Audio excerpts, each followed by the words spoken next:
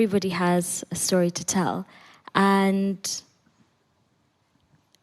it's difficult because we're living in an age where, you know, stories are hijacked and, you know, also stories are co-opted so to sell a very particular vision or product or an idea.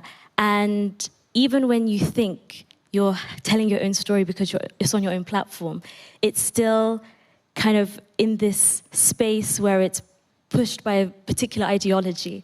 And so it's very difficult because we kind of think of storytelling as something that, you know, gives everyone a platform.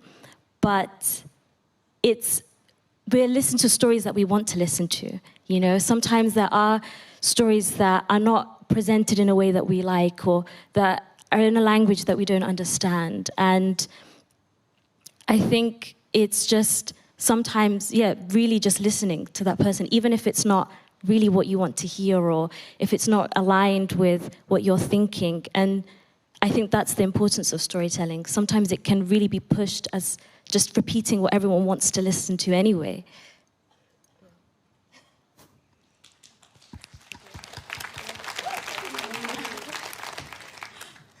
Storytelling for me, in thinking about the work that we have to do, I mean, I was recently thinking about it. I was like, if you boil it down, the thing that stands in the way of us like winning or losing is us being able to tell a better story.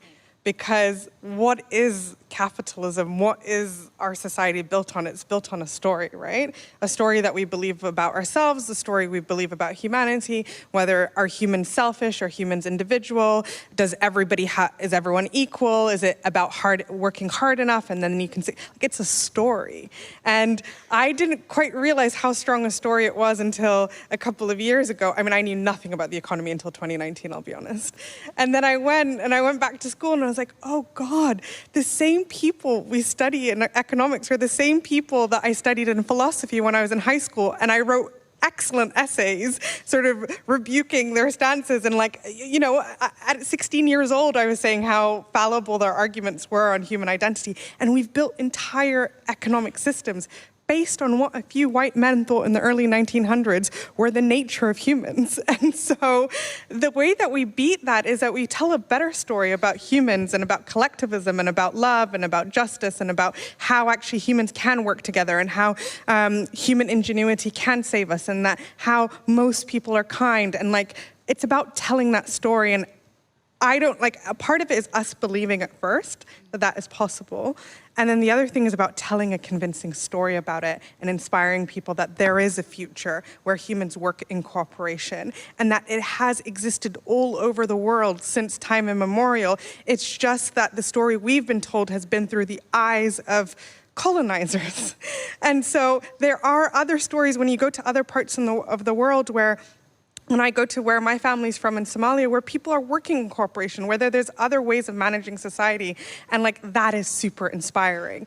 And the other thing about stories is, just to lift the lid on why we video ourselves when we're disrupting politicians, it's less about convincing the politician. I mean, 90% of the politicians we disrupt, we don't think are ever gonna be like convinced in the traditional sense.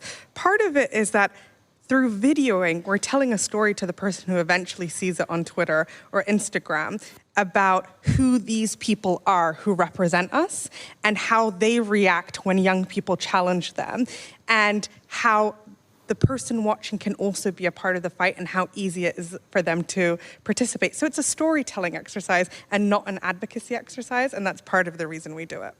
Absolutely, absolutely. I always think of it this way.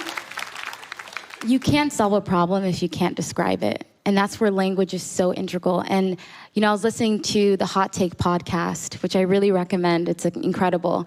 And is a great example of climate storytelling, of discussing climate in a really accessible way. But Mary Annalise Hegler, she always talks about how we are in the writer's room right now, right? So when you see reports like the IPCC report and headlines like humanity is in code red, and you see all these projections of what our future could look like at certain degrees of warming. That's not a solidified future, but it can be.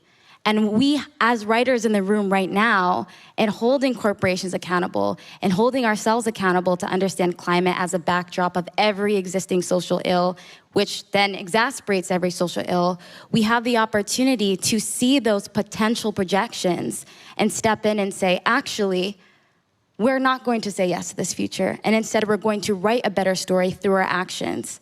So I think that's a really powerful and really important part. So I'd love to hear a little bit more on your thoughts on storytelling and how you've seen that being used in your work in the Bad Activist Collective and in so many other organizations that you're a part of. I'm not part of Bad Activist, but I'm like close friends with many of them. But like I studied in Colombia audiovisual communication, so now with this question actually like it's gonna come up my mainstream audiovisual knowledge, because when I saw this question, I thought about how narratives have changed to like the decades, and like I think that a clear example of how narratives and storytelling has changed is, for example, Stranger Things. I saw the other day, like the last season, and like now, for example, TV series are like with real complex characters. It's not like the hero is now like bad activist, like they have their good and bad things, but it's not only centered on Eleven, for example, which could be like the main character. It's just like a group of friends that are trying to save the world, and all of them are very needed to change the world. And I think that that's one of the things that I think that we need like a collective narrative in Colombia. In Fridays for Future, we have tried to not put a face to our movement, because that can be very, very dangerous. And that's what the media is asking. That's what social media like, just to put a face and a name to a movement, and that can be very, very, very dangerous.